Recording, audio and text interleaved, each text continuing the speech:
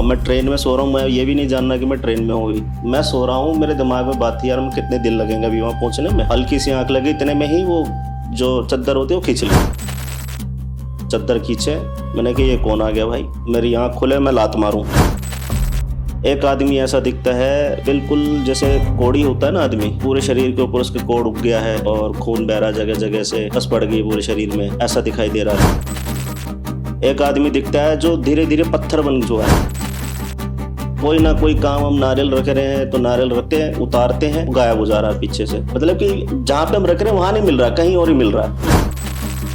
तो वहाँ हो जाती है 3:30 बजे, रात 4 बजे ऐसा लगेगा, 4:30 तक कि आप 12 बजे के आसपास घूम रहे, सड़क पे आदमी दिखना मुश्किल।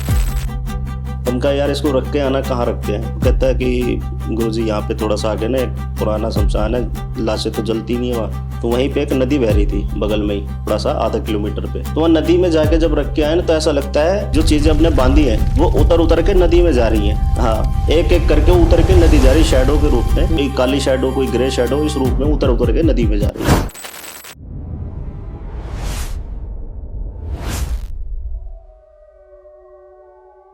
तो स्वागत है दोस्तों हॉररकास्ट के एक और पॉडकास्ट में। आज वापस से हमारे साथ है विमल बालाजी। सर से आप लोग मिले थे जब हमने पॉडकास्ट स्टार्ट ही किया था, और आज सर वापस से हमारे साथ हैं। तो विमल भैया कैसे हैं आप? बहुत बढ़िया, आपका बहुत बहुत धन्यवाद। आपने फिर से याद किया और आपकी जनता को बहुत प्यार जो याद करती है।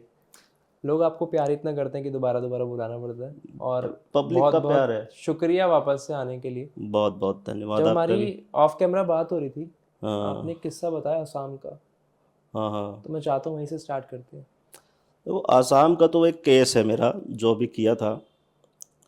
ये ज़्यादा पुराना भी नहीं है, पिछले साल का ही है, नवंबर के आसपास का।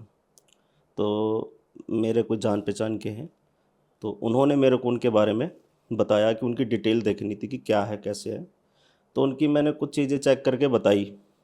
अब उनके साथ ऐसा हो रहा था कि जैसे बोलते हैं ना कि मारण भी है, उच्चाटन भी, मरने भी नहीं देना और जीने भी नहीं देना, बीच में फंसा देना।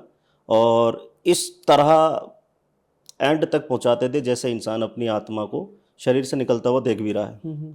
और वो कोमा में भी नहीं जाता, मरता भी नहीं है, बिल्कुल शुद्ध होके पड़ा हुआ है, शुद्ध बुद्ध खोई हुई। तो उनको समझा दिया मैंने, ऐसी सी बात है भाई। और हमारी लाइन में कहते हैं करार, समय देना, टाइम दे दे के मार देते हैं। तंत्र के अंदर टाइम चलता है करार का। तो वो चीज़ें थी, उनके साथ बता दी। तो जैसे उनको पता लगा तो वो थोड़े परेशान हो। मैंने परेशान ना हो जाएगा। तो उन्होंने अपना काम करने के लिए बुलाया हमें। अब सबसे पहली समस्या आ रही है कि हम जाना तो चाह रहे हैं लेकिन हमारे को जाने के साधन नहीं मिल रहे। हम घर से निकल रहे हैं, टैक्सी करें, टैक्सी नहीं हो, सबसे पहली परेशानी। फिर हम टैक्सी करके गए जैसे तैसे, तो हमारी ट्रेन की बुकिंग ही नहीं हो रही है। वो एक टिकट हमें कराने में 1 महीना लग गया। अच्छा। जबकि तत्काल में आप 24 घंटे पहले करा लो, मिल जाती है टिकट, चाहे कहीं भी चले जाओ। तो वो तत्काल में भी हमें 1 महीना लग गया टिकट कराते कराते। फिर जैसे तैसे वो भी हो गई। अब उसके बाद क्या होता है जी, रास्ते में जैसे ही हमारा आसाम लगना शुरू हुआ, आसाम लगते लगते हमारी रात का समय हो गया, अपना खा पी के सो रहे थे। तो उसके घर की चीज़ें रास्ते में भी अटैक करना शुरू करती हैं। ट्रेन के अंदर ही? ट्रेन के अंदर मैं सो रहा हूँ चुपचाप, मैं तो भैया पहुँचूँगा 2 दिन में, आराम से सो रहा हूँ। मैं देख रहा हूँ एक आदमी आ रहा है, वो ज़बरदस्ती को उठा रहा है। दिखाई कैसे दे रहे हैं? सड़े हुए, पूरा चेहरा सड़ा हुआ, फटा हुआ, कोई कैसा पता नहीं, दिमाग खराब हो जाए देख के। आए, चद्दर खींचे और मेरी आँख खुले, मैं लात मारूँ। अब मैं ट्रेन में सो रहा हूँ, मैं ये भी नहीं जानना कि मैं ट्रेन में हूँ अभी। तो ये सपने में महसूस हो रहा है, दिख रहा है, या ये फिर दिख रहा है, मैं सोने लग रहा हाँ हूँ, हाँ। मैं सो रहा हूँ, मेरे दिमाग में बात थी यार मैं कितने दिन लगेंगे अभी वहाँ पहुँचने में। हल्की सी आँख लगी, इतने में ही वो जो चद्दर होती है वो खींच ली। मैंने कहा ये कौन आ गया भाई। तो देखा तो अजीब सा बंदा खड़ा है, तो उसके लात मारी। अब वहाँ बगल में बैठे हुए बंदे सोच रहे भाई क्या हो गया। मैंने कहा कुछ नहीं कुछ नहीं। अच्छा, उन्हें नहीं दिख रहा? हाँ, उन्हें नहीं दिखा। मैंने कहा कुछ नहीं, मेरे को आदत है थोड़ा पैर वैर मारने की ना, तो ऐसा हो जाता है। कल ठीक है, कोई बात नहीं।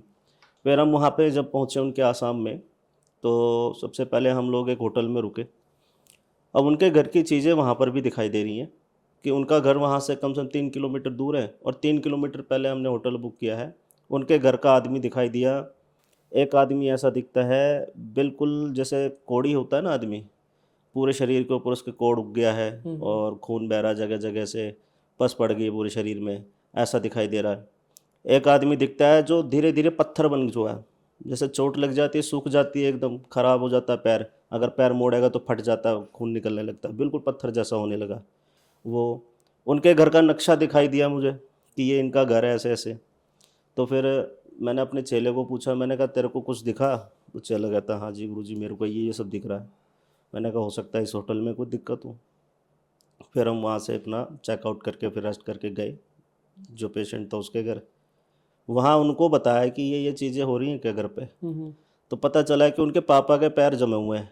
अच्छा। हाँ, जो फैमिली है उसका मेन मुखिया, उसके दोनों पैरों में वो पत्थर जैसा रोग लगा हुआ है, वो पैर मोड़ नहीं सकते।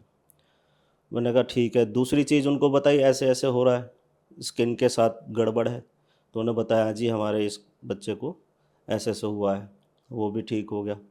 तीसरा मैंने उनके घर का नक्शा बताया, जिस घर का मुझे दिखा वो अपना घर छोड़ के किसी और जगह रह रहे किराए पे। अच्छा, हाँ, उस घर में नहीं रहते। दिक्कतों के कारण। हाँ, दिक्कतों के कारण। तो उस घर का नक्शा मैंने बताया ऐसे ऐसे आपका एक मुझे घर सा दिखाई दिया है, इस कलर का घर है और इतनी मंजिल का बना हुआ है और इतना चौड़ा मत्था है। मैंने ये कहाँ का है? कहती है हमारा पुराना मकान है जहाँ पे हम पूरी फैमिली रहते हैं। मैंने ठीक है जी। तो वो सारा वहाँ पर उनको बता कर फिर जब उन चीज़ों को बांधा, कोई ना कोई काम हम नारियल रख रहे हैं तो नारियल रखते हैं, उतारते हैं, वो गायब हो जा रहा है पीछे से। मतलब कि जहाँ पे हम रख रहे हैं वहाँ नहीं मिल रहा, कहीं और ही मिल रहा है। गायब होना ये, लोग सोचते हैं कि गायब मतलब जादू हो गया। गायब मतलब वो उधर रखा, लुढ़क के कहीं और चला गया, फिर ढूंढ रहे हैं हम उसे, बुला के रख रहे हैं। तो उतारा करके सारी चीज़ें बांध के जो भी चीज़ थी उनके ऊपर खींच के बंधन काट के लेके जा रहे हैं। अब वो जो आसाम का सीन होता है वहाँ हो जाती है 3:30 बजे रात, दिन में 3:30 बजे अंधेरा और 4 बजे ऐसा लगेगा 4:30 तक कि आप 12 बजे के आसपास घूम रहे हो, सड़क पे आदमी दिखना मुश्किल। तो हम कहा यार इसको रख के आना, कहाँ रख के आए? तो कहता है कि गुरुजी यहाँ पे थोड़ा सा आगे ना एक पुराना शमशान है, लाशें तो जलती नहीं है वहाँ। मैंने कोई बात नहीं, तो शमशान ही है, चलो। आज शमशान में गए तो वहाँ पे पुलिस के चक्कर लग रहे थे, वो काम करना मुश्किल। तो वहीं पे एक नदी बह रही थी बगल में ही, थोड़ा सा आधा किलोमीटर पे। तो वहाँ नदी में जाके जब रख के आए ना तो ऐसा लगता है जो चीज़ें अपने बांधी हैं वो उतर उतर के नदी में जा रही हैं। अच्छा। हाँ, एक एक करके उतर के नदी जा रही है शैडो के रूप में, कोई काली शैडो कोई ग्रे शैडो, इस रूप में उतर उतर के नदी में जा रही है। तो जैसे आप जब उतार रहे थे हम्म। तब उन चीज़ों ने आप पे अटैक नहीं करा? अटैक, ये चीज़ें पता है क्या हुई थी, जब वो पहली बार ट्रेन में अटैक करने की कोशिश कर रहे थे ना, तो वहीं से हमारे गुरुजी ने पीछे बैकअप लगा दी थी। क्योंकि जब मैं कोई काम करने निकलता हूँ तो मैं अपने गुरु को बता के निकलता हूँ, मैं गुरुजी ऐसे ऐसे ये काम करने जा रहा हूँ। तो वो क्या होता है, कनेक्शन जुड़ा रहता है। अब वो चीज़ अटैक कर रही थी, अब पावर इसलिए नहीं लगा पाई ना कि पीछे से गुरु का बैकअप आ गया, नहीं तो वो तो हमारे को ट्रेन में ही मार सकती थी।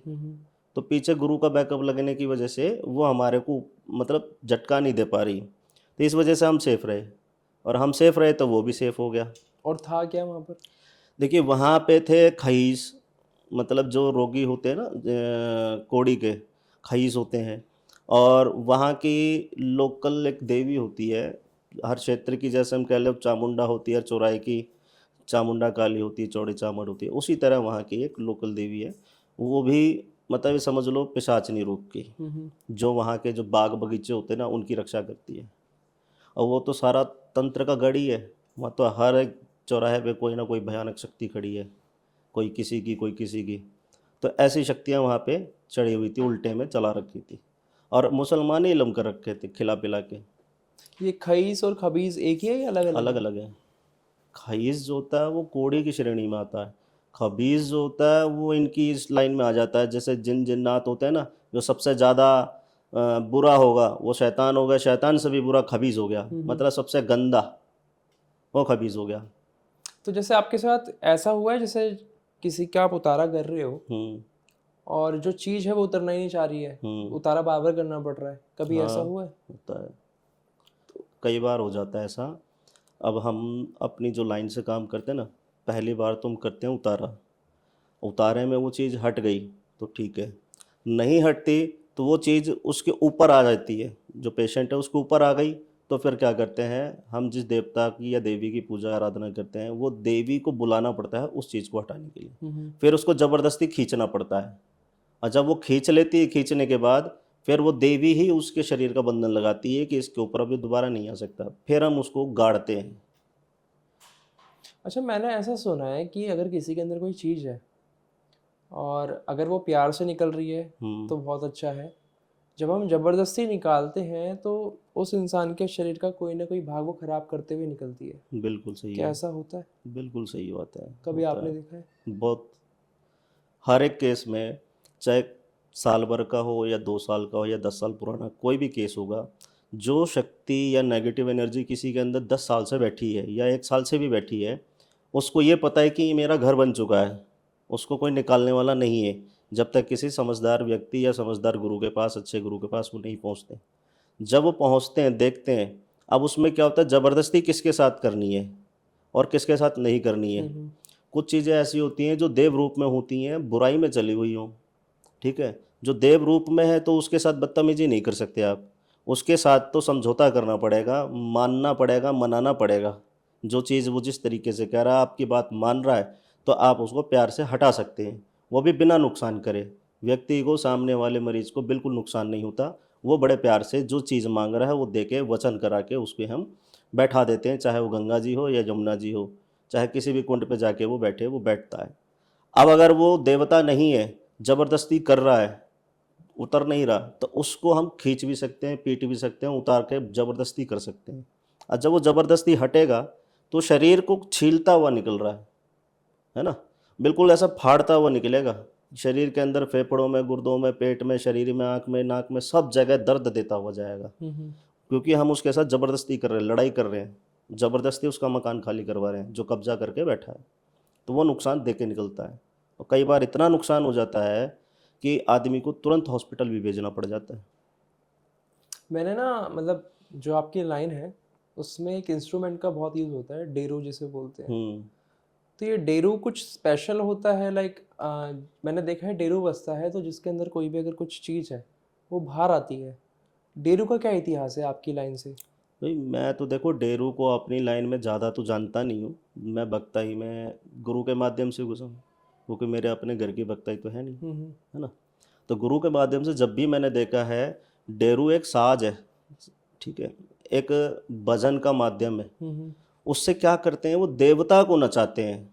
जैसे उत्तराखंड में भी डेरू बजते हैं, अब हमारे यहाँ तो डंके वाले बजते हैं, वहाँ बड़े वाले बजते हैं। तो ये देवता को नचाने के लिए, उनके भजन गाने के लिए उनको गा गा कर उछालते हैं, मतलब कि उनको इतना प्रेरित कर देते हैं इस डेरू की धुन पे कि तुझे आना पड़ेगा, और तू नहीं आएगा तो 4 डंके ऐसे लगाते हैं, उसके गुरु के नाम की दुआइयाँ ऐसी देते हैं उनको, मतलब कि चिढ़ाने का भी काम करते हैं। हम्म लेकिन इसमें देवता उस बात का बुरा नहीं मान सकता।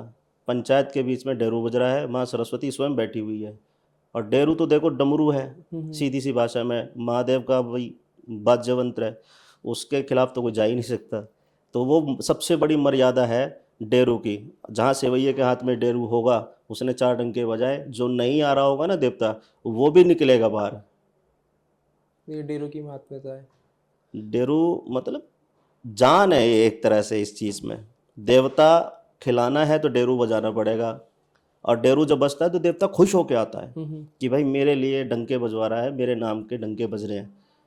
नहीं, क्योंकि मैंने ये देखा है कि जब डेरू बजता है ना तो देवता तो आते आते हैं लेकिन अगर किसी के अंदर कोई नेगेटिव एनर्जी है वो भी बाहर आ जाती है। वो देवता ही लेके आता है।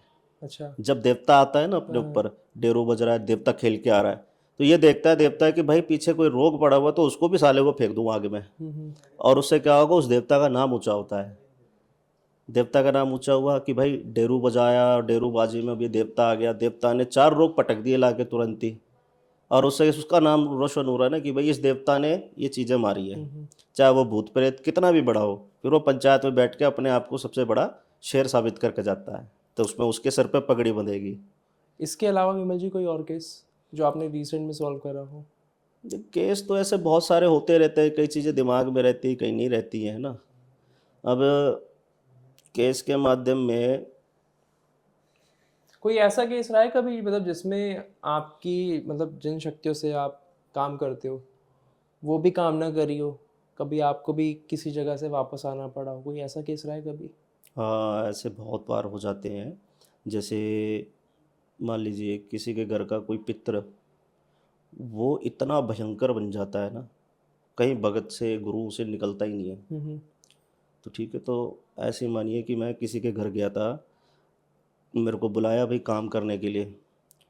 अब वहाँ पर हम जाके देख रहे हैं कि ये चीज़ें नुकसान में बैठी हुई हैं, भाई जिसके अंदर शमशान की चीज़ें भी हैं, ठीक है, इलम भी चल रहे हैं, रास्ते की भी चीज़ें हैं, वो सारी चीज़ें दिखाई तो दे रही हम्म। हैं। जब हम उसको ठीक कर रहे हैं, हमने सोचा कि भाई ये तो निकल गई, और आज जब चेकिंग कर रहे हैं तो हमें पता चल रहा है कि भाई निकल गई हैं।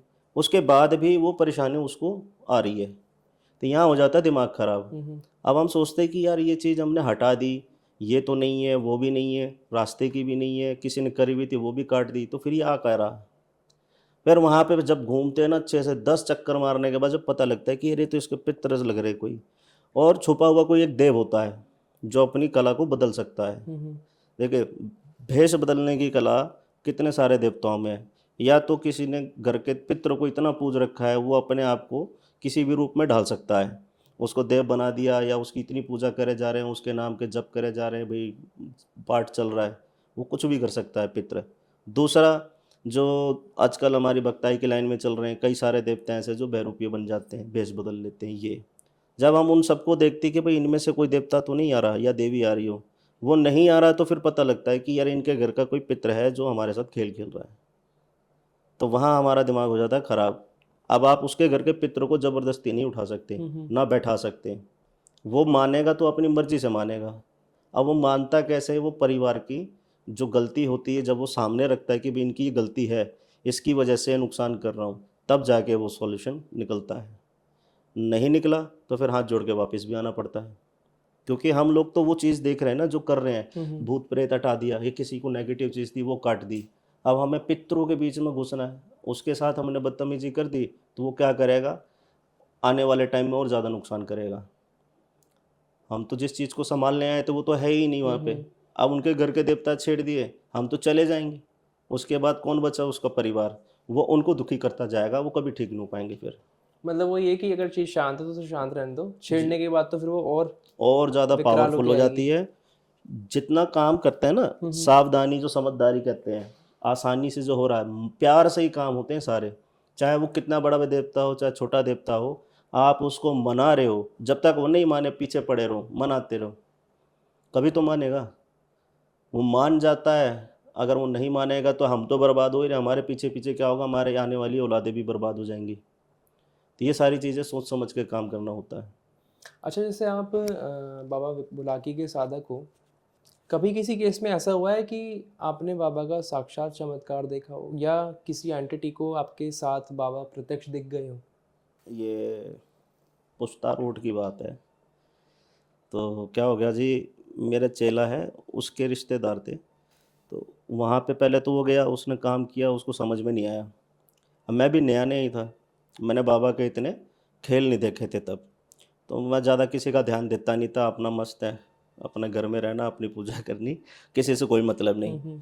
तो ज़बरदस्ती करके ले गए, चलो यार बाला भाई, वहाँ देखें यार बहुत परेशान हो रहे हैं। मैंने ठीक है भाई, कोई नहीं देखते हैं। और वहाँ देख रहा हूँ मैं, उसके घर में बेटी को दिक्कत हो रखी है। और बेटी को दिक्कत हुई, जब वहाँ पहुँचे तो वो शांत, बिल्कुल ऐसा जैसे कुछ हुआ ही नहीं, बिल्कुल ठीक है। मैंने ठीक है भाई, जब माला चेक करें तो वहाँ बाबा दिखाई दिया। और बाबा दिखाई दे रहा, वो भी अपने रूप में नहीं, दूसरे रूप में, मतलब सिंपल लड़का बन के ऐसा कोई दिख रहा है। मैंने कहा यार ऐसी ऐसी चीज़ दिख रही है। वो चेला देखता है, कहता हाँ मेरे को भी यही दिख रहा है, बस साथ में एक लड़की भी दिख रही है ना। शक तो वहीं जा रहा, भी बाबा हो सकता है। अब मैं डायरेक्ट नहीं कह सकता भी बाबा ही है, हम्म। क्योंकि हमें कुछ उसके साइन तो मिले। साइन क्या मिलने थे? अब जब उसको पूछा भाई ये दिक्कत होती है, कहते हमें सपने में ऐसा ऐसा दिख रहा है। मैं ठीक है। मैंने उसके हाथ देखे, उसके हाथ पे नीले नीले निशान पड़े हुए, पैर पे नीले निशान पड़े हुए। मैंने अच्छा जी। मैंने वो चलो सारी चीज़ें देखी। और जब उसको मैंने फ़ोटो दिखाई बाबा की, मैंने कहा तेरे को ऐसा कुछ दिखाई देता है? तो उसकी आंखें खुल गई, ऐसे चौड़ी हो गई। मैं ठीक है भाई, तो खेलना शुरू हो गया अपने रूप में। फिर मैंने कहा भाई बाबा तू हमारे साथ क्यों मजाक करता है? तू पहले से आइडिया दे दिया कर भाई कि मैं हूँ, तो हमें ज़्यादा टेंशन ना लेनी पड़े। तो कहता तू चला जा यहाँ से। तेरी मेरे को कोई बात नहीं सुननी। मैं ठीक है। फिर थोड़ी देर बाद शांति से बैठे रहे, चला गया शांत होके। मैंने कहा यार क्या करें, अब बाबा बैठा हुआ है। तो गुरुजी को फ़ोन किया, मैंने कहा ऐसा है गुरुजी, ये बाबा को यहाँ से आप आदेश लगाओ कि ये मान जाए। अरे ठीक है। तो उन्होंने वहाँ से आदेश लगाया, यहाँ से मैंने बाबा को लड्डू दिखाया और लड्डू पे सेंट लगा के, इत्र वगैरह लगा के बाबा को एक कटोरे में बिठा के, चलो जी बाबा वहाँ चलो। तो बाबा के साथ हमने माता काली का भी आह्वान किया। ठीक है, माता काली खादराबाद वाली, तो वो इनको बड़े प्यार से पुचकार करके ले गई। अब वहाँ जाने के बाद वो हमने बैठा दिया, सब कुछ कर दिया, वो लड़की ठीक हो गई। 2 दिन के बाद फिर परेशानी आ गई। अच्छा। हाँ, अब हम सोच रहे हैं भाई बाबा तो हम बैठा के आ गए, बाबा तो हो नहीं सकता, वो अपने वचन दे गया और ऐसी सी बात है, बाबा कहाँ से आएगा। तो हमने चेक किया, मैंने यार बाबा नहीं है। अब वहाँ देख रहे वो लड़की खेल लिया, अब भूत बन के खेल रही है। तब गुस्सा आ गया, मैंने एक तो लड़की है, ऊपर से ये परेशान कर रहे हैं साले यहाँ के। फिर हमने बाबा बुला रहे हैं, बुला के मसान कोई, और उसी से हम भूत उठवा रहे हैं। हम इधर उठाएं वो ठीक हो जाए, बाबा लेके चला जाए, फिर 2 मिनट के बाद फिर आ जाए, फिर बाबा आए, फिर उठाए, फिर चला जाए। ये काम चलता रहा सारी रात। 8 2 मिनट बाद 2 मिनट बाद सारे चेले बुला बुला के थक गए। फिर गुरुजी को फ़ोन किया मैंने, मैं गुरुजी समझ में नहीं आ रहा, सामने चीज़ खेल रही है और बाबा आ रहा है, बाबा भूत उठा रहा है, मार भी रहा है, रोक बांध भी रहा है, बांध के लेके भी जा रहा है, और फिर ये वापस आ जाती है चीज़। तो गुरु कहता है कि बेटा रुक जा, अभी 5 मिनट में देख के बताता हूँ। 5 मिनट के बाद जब देख के बताया तो बाबा कहता है अबे भाई तुम गधे हो, पागल हो तुम लोग। हमने क्या हुआ गुरुजी? कहता है तुम बुलाकी को बुला के उठा रहे हो। अच्छा। हाँ, मैंने कहा है, मैंने बुलाकी मसान को बुला के ही तुम मसान उठवा रहे हो बुलाकी। मैंने ये कैसे हो सकता है? कहता तुम्हारे पास जो आ रहा है वो तो दान में हमने जो दे रखा है, गुरु धारण कराया, वो तुम्हारे पास आ रहा है, वहाँ जो आ रहा है वो रोग वाला आ रहा है। मैंने गुरु जिसको तुम वहाँ बैठाए आए थे। कह रहा वहाँ तो बैठा के आ गया, जिसने चलाया था वहीं से खोल दिया है। अच्छा। हाँ, मैंने कहा अब क्या करें भाई, यहाँ से हम उसको अपने को बुलाएं, वो बुराई वाला चढ़ जाए, दोनों वंश चढ़ रहे हैं आपस में। वहाँ पे दिमाग खराब हुआ, मैंने क्या किया जाए क्या किया जाए। तो फिर वहाँ पे एक चेला ऐसा भी है जो कमाल खा सैयद का खिलाड़ी है। अच्छा। तो कमाल खा सैयद को जब हमने बुलवाया, उसको बैठा दिया, मैंने तू बैठ जा भाई, आप देखते बाबा कौन सा आता, असली वाला है नकली वाला, या अच्छा या बुरा। मैंने कहा अपने ऊपर चेलों में से किसी को नहीं बुलाना, मैंने अपने देव वाले को किसी को नहीं बुलाना, जो आएगा भी यहाँ वाला आएगा। फिर उसको बैठाया, मेरा भाई ध्यान लगाओ भी बाबा कमाल खा का, देखो वो बताते हैं कुछ। जैसे कमाल खा सैयद का नाम लिया, बाबा खेलना शुरू, बड़ी बुरी तरह खेल रहा है, साथ में शमशान काली भी लेके चल रहा है, 3 4 चीज़ें और दिखा दी।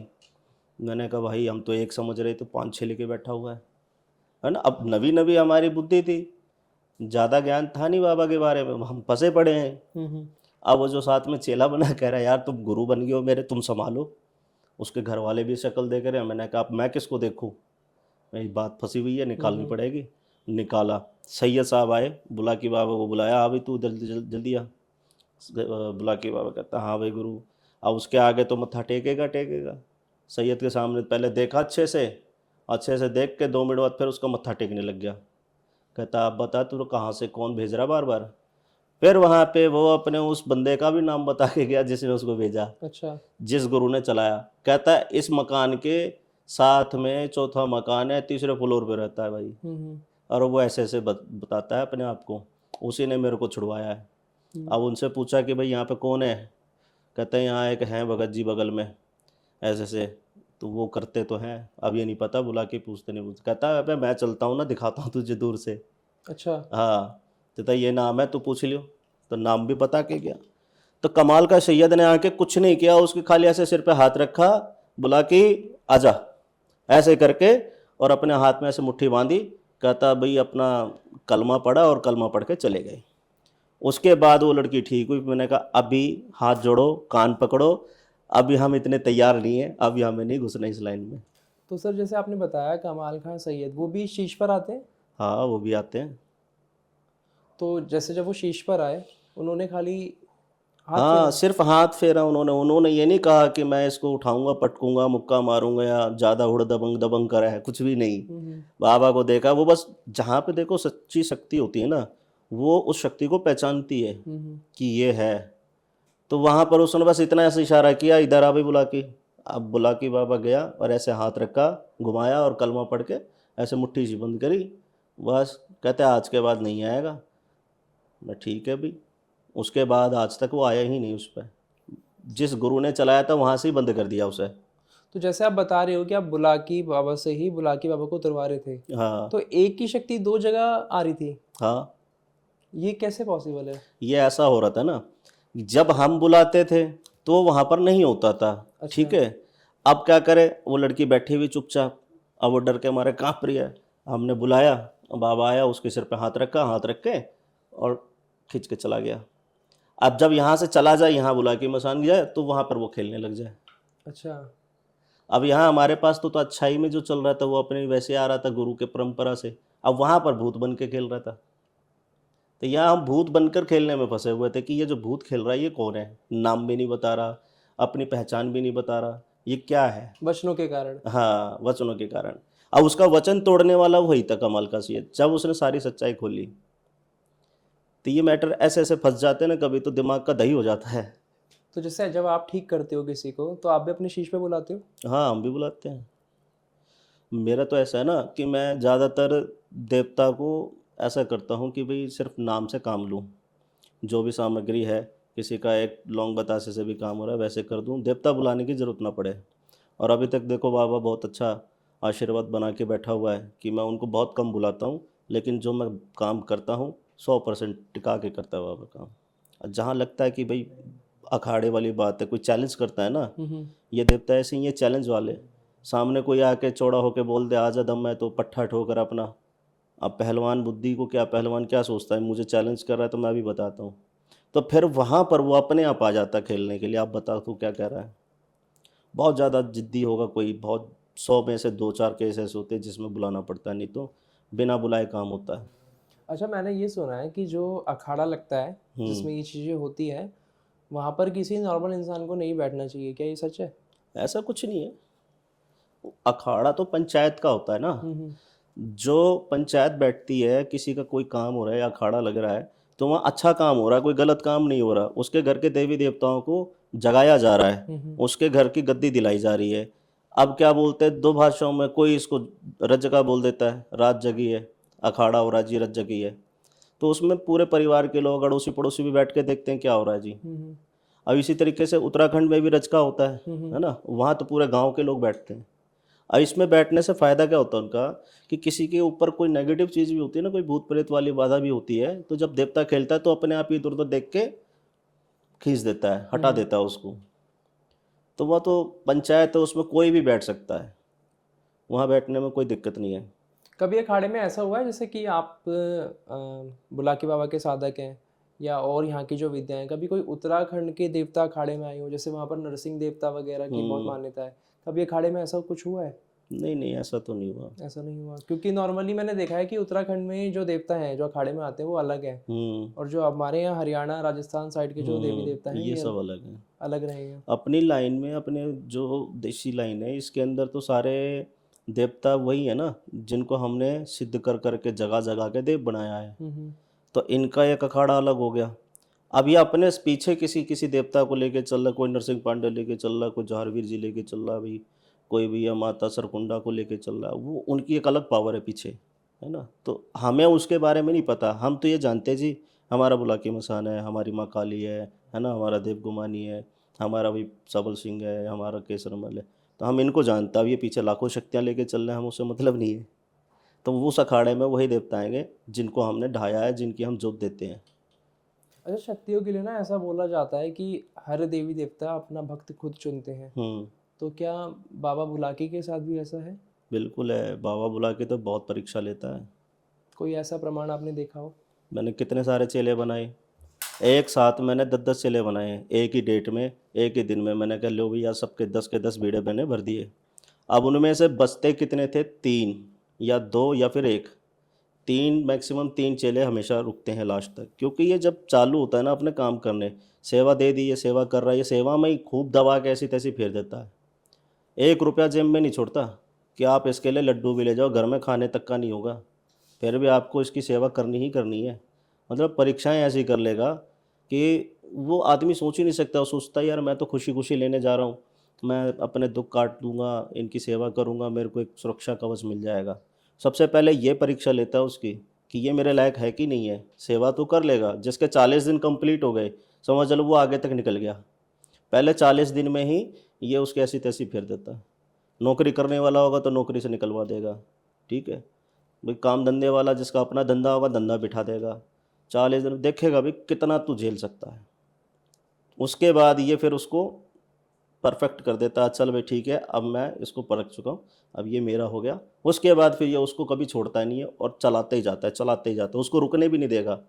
जितना ये परीक्षा में लेता है उससे ज़्यादा फिर उसको दिखाता है कि ये ले, तू ये ले। वो आदमी कभी ये नहीं सोचेगा कि मुझे ये चीज़ नहीं लेनी, या मेरे पास ये दिक्कत है, मेरे घर में दिक्कत है यार, मैं ये काम अभी ना करूँ। कहेगा चल कोई बात नहीं, कर लेते हैं, अब नहीं कल करेंगे, लेकिन करेंगे। वो एक बार हाथ डाले और उसका वो काम होना शुरू, ऐसा है। अच्छा, जैसे सवारी आती है, मैंने देखा कई बार काफ़ी लोग ना नाटक भी करते हैं कि उनके अंदर बाबा आते हैं, या कभी ऐसा हुआ है कि कोई नाटक कर रहा हो और आपको पता लग गया हो कि ये नाटक कर रहा है? ऐसे बहुत होता है, ज़्यादातर मैं बोलूँगा क्या होता है, मेरे ऑफिस के अंदर कई औरतें आईं, ठीक है। अब वो क्या चाहती हैं कि मेरा दबदबा बन जाए, मेरे परिवार में सब मेरी सुने। अब उधर से उसकी फैमिली में पीछे उसकी माताजी भी मिली है। कहती बेटा देखना इनके ऊपर क्या चीज़ है, हम लोगों को बड़ा परेशान कर रखा है, डरा के रखा हुआ है।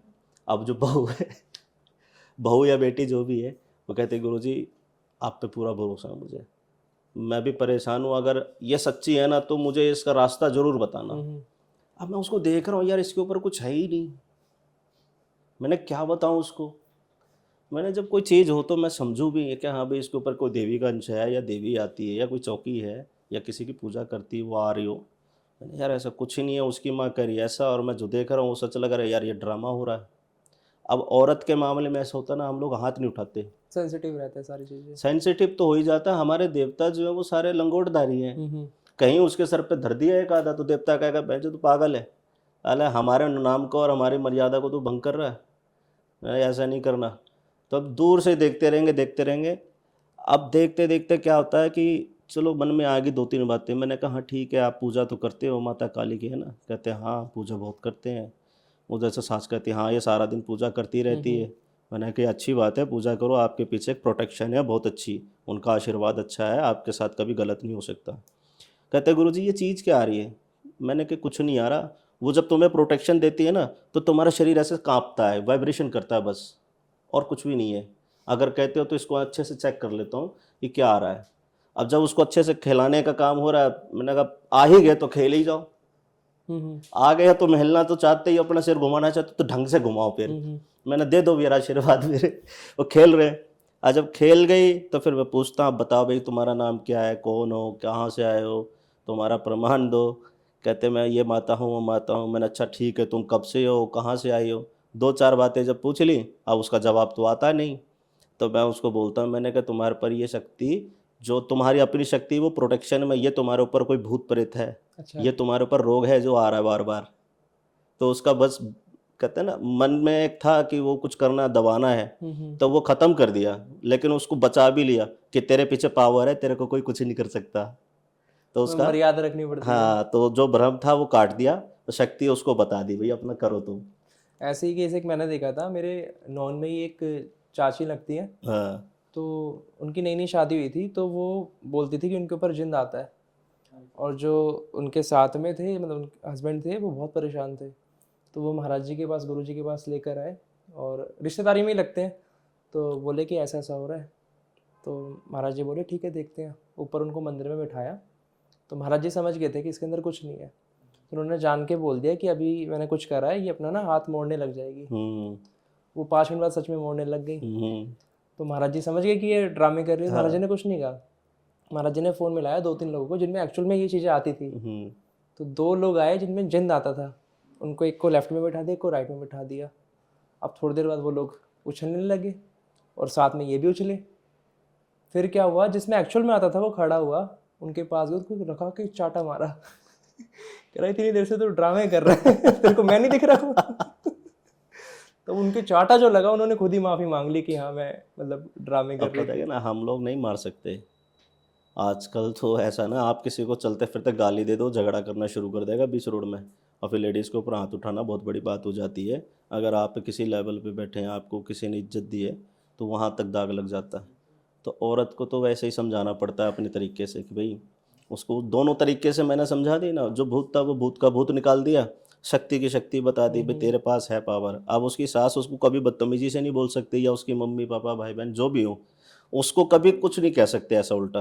और जहाँ कह देंगे तो उसको लगे यार इसके साथ तो माता रहती है ना, कभी बुरा मान गई फिर, और उनको परिवार वालों को ये पता चल गया इसमें कुछ नहीं था, तो इस बात को वो कह सकते हैं कि तेरे अंदर वो शक्ति वक्ति आती नहीं, हाँ तेरे पीछे माता का है आशीर्वाद, इसके लिए हम हाथ जोड़ेंगे। तो ऐसे बचाना भी पड़ता है। ऐसे बहुत सारे केस आते हैं। एक केस और ऐसा मेरे पास आ गया था पंजाब से। अब वो बेटी का चक्कर था। अब क्या था कि भाई बेटी का कहीं अफेयर चल रहा था किसी लड़के के साथ में।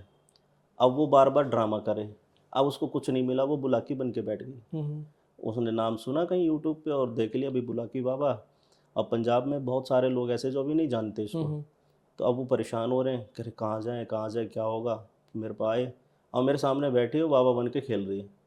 मैंने कहा यार बाबा तू बड़ी बेइज्जती करवा रहा है यार। मैंने तू लड़की के अंदर खेलना ना, इसको देख के आंखों में आंसू आ गए और थोड़ा सा एक्टिंग करी रोने की तो वो भी रोने लग गई। मैंने कहा ये बेटा नकली है। मैं और मेरा चेला बैठे, हमने कहा ठीक है। अब बाबा को क्या है, कमाल का सैयद के अपने पास बभूति रहती है हमेशा, तो असली होता है ना तो बभूति देख के ही पहचान जाता है ये तो मेरे गुरु की है। वो सम्मान करता है उसको दी, वो तो ऐसे ऐसे रगड़ रहा। मैंने कहा बेटा तो कुछ भी नहीं है अच्छू। मैंने फिर पूछा शांति से, मैं बाबा क्या मैटर है, तुझे क्या करना है, क्या करने के लिए आया है। कहता कुछ नहीं गुरु, ऐसी ऐसी बात है, एक लड़का है उसके यहाँ पे, उसने भेजा मुझे। मैंने किस लिए, कहता शादी कराने के लिए। मैंने तो फिर तू शादी कराएगा, कहता भेजा है तो गुरु करानी पड़ेगी। मैंने जब शादी कराएगा तब तू कहाँ जाएगा। मैंने शादी कराएगा तो तू भी तो साथ में शादी में बन जाएगा। कहता हाँ गुरु ये बात तो मैं सोची नहीं। मैंने एक काम कर फिर तू शादी के इसके पापा से बोल दे। उसके पापा बैठे, मैंने कहा इसको बोल दे इसकी शादी करा दी मैं छोड़ दूंगा। मैंने ठीक है, उसके पापा को बुलवाया। पापा को बोल दिया भाई गुरु इसकी शादी कराएगा तो बोल। हाँ करा दूंगा, मेरी बेटी ठीक होनी चाहिए। कहता वहीं कराएगा ना जहाँ ये चाहती है। तो हाँ वहीं कराएंगे महाराज जहाँ चाहती है। तो उसके बाद उसको शांत करके यमुना जी का पानी छिड़क छिड़क के मैंने बाबा खाता हूँ। फिर लड़की को मैंने बोला जा बेटा तू बाहर थोड़ा टहल के हवा खा। फिर उसके बाप को बताया मैंने आपकी बेटी का कहीं अफेयर चल रहा है और ऐसी सी बात है।